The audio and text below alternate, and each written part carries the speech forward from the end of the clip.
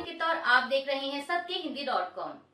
एक नजर अब तक की सुर्खियों पर। भारत की 18वीं लोकसभा के लिए चुनाव संपन्न हो चुके हैं और कल मंगलवार 4 जून को सामने आए नतीजों के बाद बीजेपी के नेतृत्व वाला एनडीए गठबंधन लगातार तीसरी बार सरकार बनाने जा रहा है।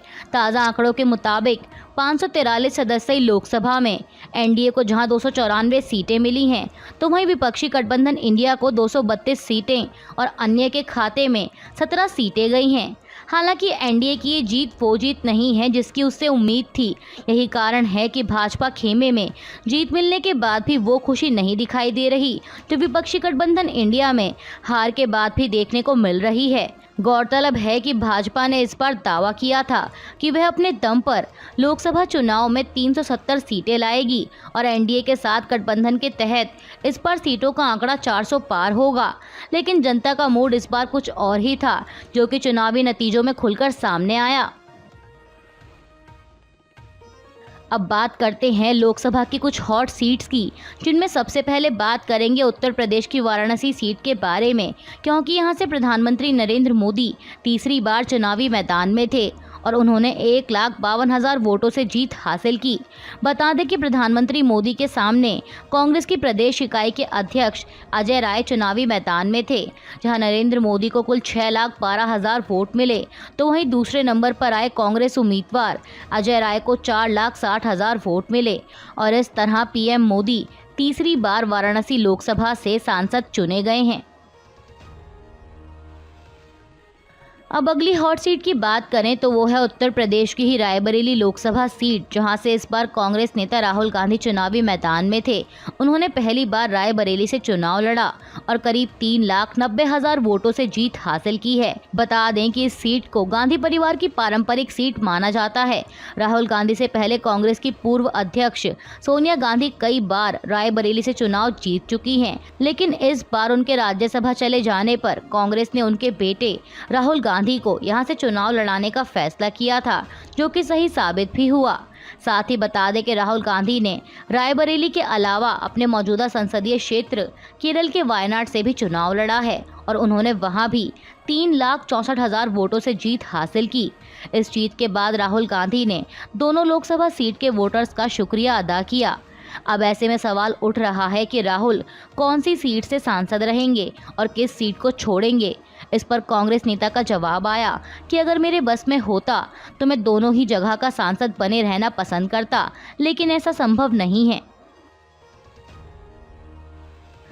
इस लोकसभा चुनाव के दौरान उत्तर प्रदेश की ही एक और हाई प्रोफाइल सीट जो कि चुनाव के दौरान काफ़ी चर्चा में रही है, वो है अमेठी, जहां से केंद्रीय मंत्री स्मृति ईरानी 2019 लोकसभा चुनाव में राहुल गांधी को हराकर सांसद बनी थीं।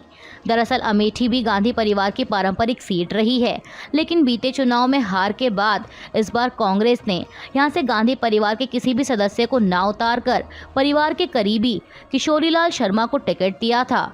और गौर करने वाली बात ये रही कि अमेठी लोकसभा सीट पर कांग्रेस के किशोरीलाल शर्मा ने बीजेपी की स्मृति ईरानी को 1,67,196 वोटों से हरा दिया है। लोकसभा चुनाव में इंडिया गठबंधन के प्रदर्शन के बाद पश्चिम बंगाल की मुख्यमंत्री ममता बनर्जी ने पीएम नरेंद्र मोदी के इस्तीफे की मांग की है। ममता बनर्जी ने एक्स पर लिखा कि एक तरफ सीबीआई, एक तरफ ईडी के बावजूद भी मोदी को पूर्ण बहुमत नहीं मिला है। उन्होंने अपनी विश्वसनीयता को खोया है। उन्हें तुरंत इस्तीफा दे देना चाहिए, क्योंकि उन्होंने इस बार 400 पार का नारा दिया था। ममता ने कहा कि अभी उन्हें टीडीपी और नीतीश कुमार का पैर पकड़ना पड़ रहा है। मोदी जी को मैं अच्छे से जानती हूं, ये इंडिया गठबंधन को नहीं तोड़ पाएंगे।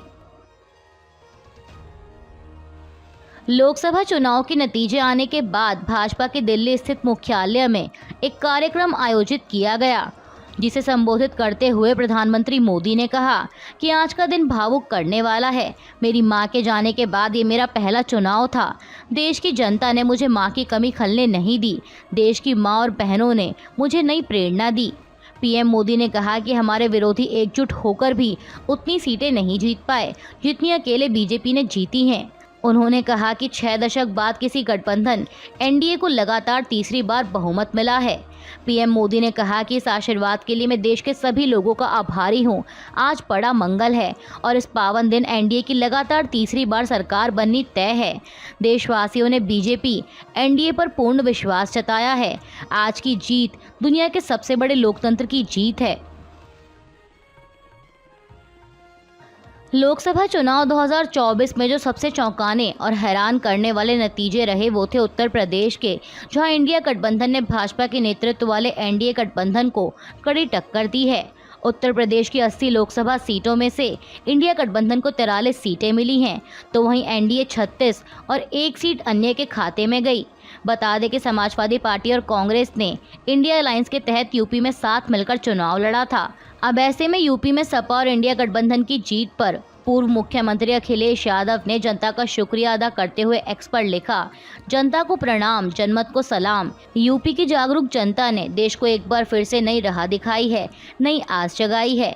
अखिलेश ने कहा कि ये संविधान, लोकतंत्र और आरक्षण को बचाने की और सामाजिक न्याय सुनिश्चित करवाने की जीत है। यूपी की प्रगतिशील जनता के विचार ही वोट के रूप में हमें मिले हैं। ये बंटवारे की नकारात्मक राजनीति के खिलाफ सौहार्द, भाईचारे और सकारात्मक राजनीति की जीत है। इंडिया गठबंधन के बारे में अखिलेश ने आगे कहा कि ये इंडिया गठबंधन और पीडीए की एकता की जीत है। सबको दिल से धन्यवाद। उत्तर प्रदेश में इंडिया गठबंधन को मिले बहुमत के साथ ही एक और हैरान करने वाली खबर ये है कि मायावती की बहुजन समाज पार्टी को एक भी लोकसभा सीट पर जीत नहीं मिली है।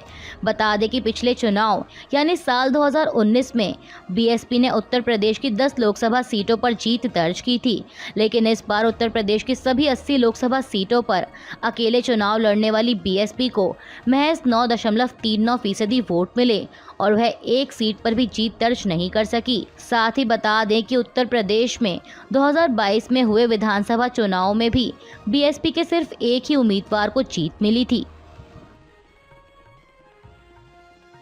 बता दें कि लोकसभा चुनाव के साथ ही हिमाचल प्रदेश की 6 विधानसभा सीटों पर भी उपचुनाव हुए थे, जिनमें से कांग्रेस को 4 सीटों पर जीत मिली है। वहीं 2 सीटें भाजपा के खाते में गईं, लेकिन अब इन 4 सीटों पर जीत मिलने के बाद मुख्यमंत्री सुखविंदर सिंह सुक्खू की सरकार पर मंडरा रहा संकट टल गया है। बता दें कि हिमाचल प्रदेश में सत्ताधारी कांग्रेस के पास अब 38 विधायक हैं। दरअसल हिमाचल प्रदेश में कुल 68 विधानसभा सीटें हैं और किसी भी पार्टी के पास बहुमत हासिल करने के लिए 35 विधायकों का समर्थन होना जरूरी है। गौरतलब है कि नवंबर 2022 में हिमाचल में हुए विधानसभा चुनाव में कांग्रेस ने 40 सीटों पर जीत दर्ज कर सरकार बनाई थी, लेकिन इस साल की शुरुआत में कांग्रेस के 6 विधायकों की सदस्यता पार्टी के व्हीप का पालन नहीं करने की वजह से चली गई थी, इसलिए इन 6 सीटों पर उपचुनाव की जरूरत पड़ी। लोकसभा चुनाव के नतीजे जारी होने के बाद सामने आ रही ताज़ा जानकारी के मुताबिक बीजेपी निर्दलीय व छोटी पार्टियों से तालमेल की कोशिश में जुट गई है। एबीपी की एक रिपोर्ट के मुताबिक इनमें जो शामिल हैं उसमें दमन-दीव से जीते निर्दलीय उम्मीदवार उमेश पटेल, सांगली से जीते महाराष्ट्र के पूर्व मुख्यमंत्री बसंतदादा पाटिल के पोते विशाल पाटिल, कांग्रेस के समर्थन से जीते भारत आदिवासी पार्टी के राजकुमार रौत शामिल हैं। इसके अलावा लद्दाख जैसी सीट से जीते उन उम्मीदवारों के लिए भी बातचीत के दरवाजे खुले हैं, जो अपनी कुछ शर्तों के साथ समर्थन दे सकते हैं।